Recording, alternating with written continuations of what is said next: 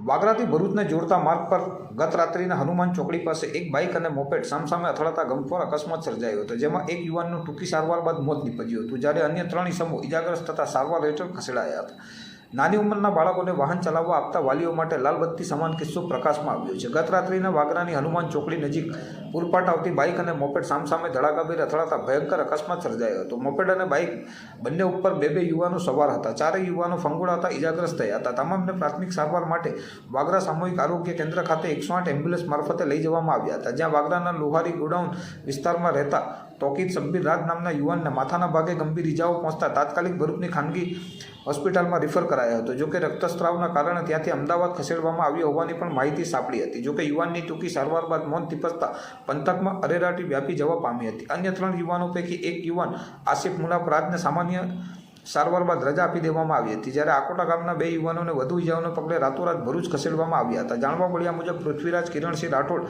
ઉંમર વર્ષ 15 આકોટ તેમજ અન્ય એક યુવાનને જીવન અને મૃત્યુ વચ્ચે સંઘર્ષ કરી રહ્યો હોવાના અહેવાલો પણ પ્રાપ્ત થઈ રહ્યા છે. વાગરા પોલીસે ઘટનાને પગલે તાબડતોડ તપાસ શરૂ કરી હતી.